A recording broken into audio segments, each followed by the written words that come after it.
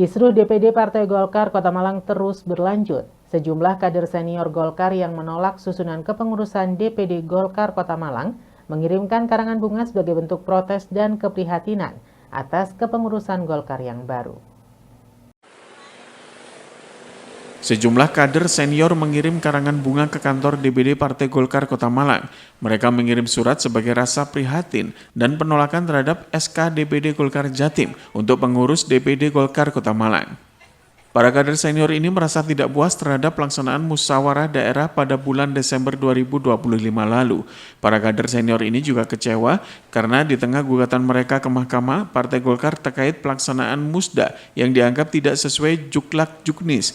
Ternyata DPD Partai Golkar Jawa Timur justru mengeluarkan SK yang menetapkan Joko Prihatin sebagai Ketua DPD Partai Golkar Kota Malang. Anggota Dewan Pertimbangan Partai Golkar Kota Malang Agus Sukamto menyampaikan munculnya SK pengurusan DPD Golkar Kota Malang di tengah gugatan ke Mahkamah Partai Golkar adalah sebuah pelecehan dan pengerusakan etika DPD Golkar Kota Malang. Dari susunan kepengurusan DPD Partai Golkar Kota Malang, menurut Agus Sukamto telah sangat melukai hati kader Partai Golkar Kota Malang yang menilai prosedur, etika, aturan dilanggar semua. Bahwa keprihatinan teman-teman saya, terutama PKPL ini yang berjuang bahwa kaderisasi ini perlu ada etika dan prosedurnya. Nah, di dalam kepengurusan, tatanan kepengurusan yang ter-SK kemarin, ternyata semuanya dapat dilihat bahwa banyak pelanggaran prosedur dan etika. Sehingga teman-teman merasa prihatin, ya.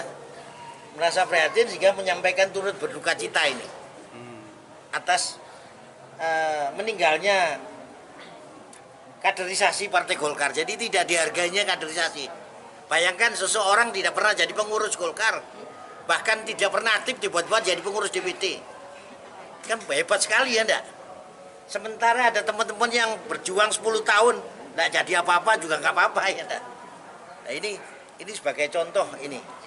Jadi ini merupakan sebuah ekspresi ya, jadi bentuk pencurahan rasa kecewa mereka ini.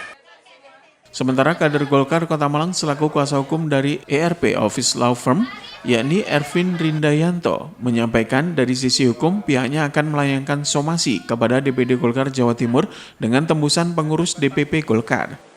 Ini pertama jelas saya somasi untuk DPD Provinsi Jawa Timur.